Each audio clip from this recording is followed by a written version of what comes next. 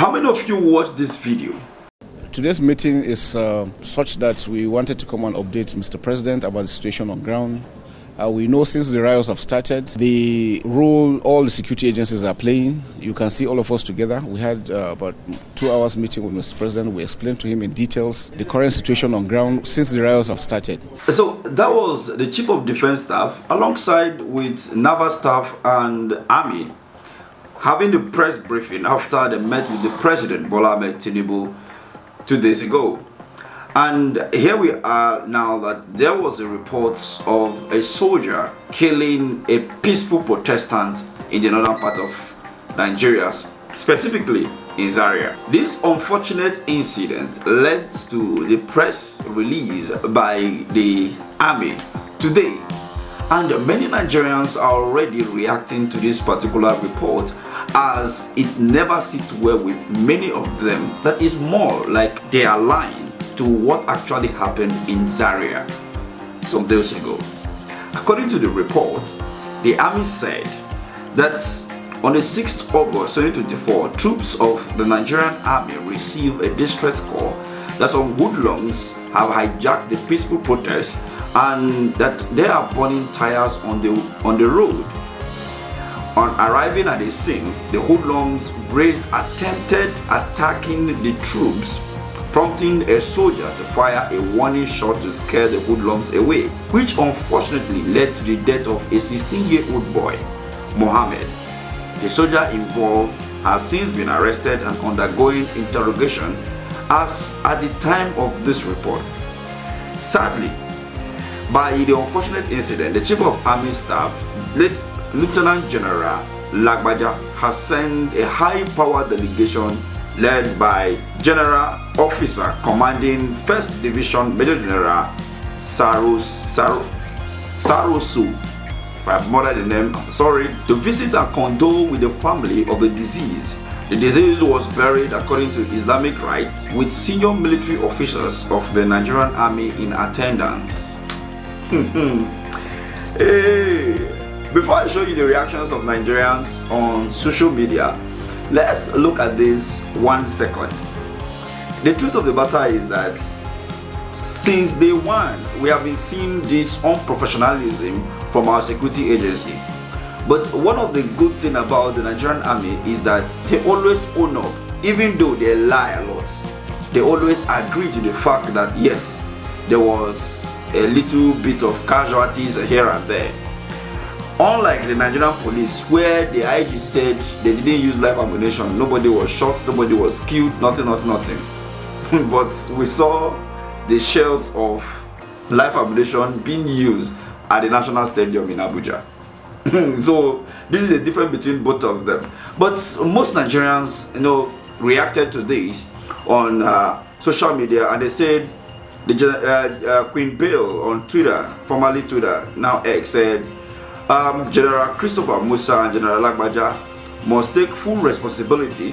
They should be ready to answer for all this whenever they will be called, even after they have left office. We rightly informed the Nigerian Army that they have no role in civil protests. And the next person went ahead and said, so this boy was flying with a soldier fired when the soldier fired a shot.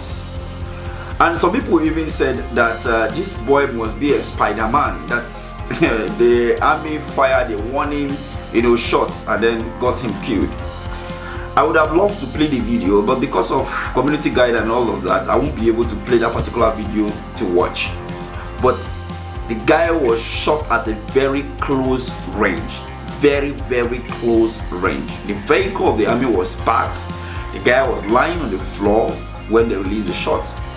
The video was trending everywhere before the army now have to come out today, being 7th of August, to claim whatever happened in Zaria. The truth of the matter is that this is not the way to go. I have said it severally. Stop using force. Let the president do the needful. Address the people's demand. It's not by what you said on Sunday. That one is just nothing to write home about. Address the people's demand.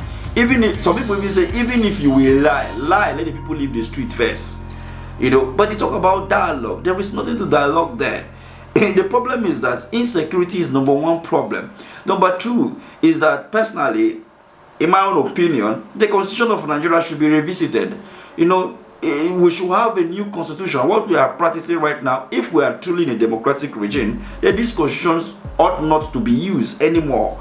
We did a national referendum during Jonathan's era. What stopped us from going back to that referendum and look at the suggestion given from that list? If we need to do a new one, fine and good, but in this period where there is a lot of scarce resources, why don't we visit that particular referendum and see how we can come up with a new constitution that will benefit us and suit us as it stands today. Then, looking at cost of governance, all these plenty ministries and appointees should be sacked and removed or reduced to the minimum level.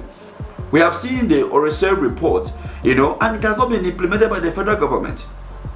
Then secondly, fighting corruption, you need to be decisive, not selecting some people because they are of opposition and all of that. And you saw what happened in the Ministry of Poverty and Humanitarian Affairs. The former minister was under investigation. A new minister came on board under this current administration, and it was not even up to 6 months. She was already indicted, and today the EFCC that ought to investigate her and the ministry are busy telling Nigerians that they are investigating the ministry, not the minister. Have you ever heard any kind of mischievous rubbish talk from a government or a parastatal that ought to fight and reduce corruption in the society? And so, with all of this, these are the reasons why Nigerians are on the streets, and the hunger in the land. And the hunger can be, traced to the fact that there was a fuel subsidy removal, and also the insecurity in the country is still up there, whereby farmers are unable to get to farm and all of that. So, looking at the fuel subsidy, maybe we already been paying the subsidy in the first place, and the devaluation of the naira, those were the things that caused this particular hunger in the country and the hardship. So the president need to look at those things. It's not by giving rice at every beg and call, any little things you give rice. Rice will not solve our problem. The problem is there before you. Solve them.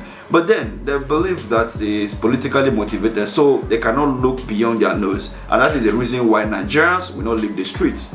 What do you make of all this? Let's have this conversation in the comment section. Thank you for watching. Yeah.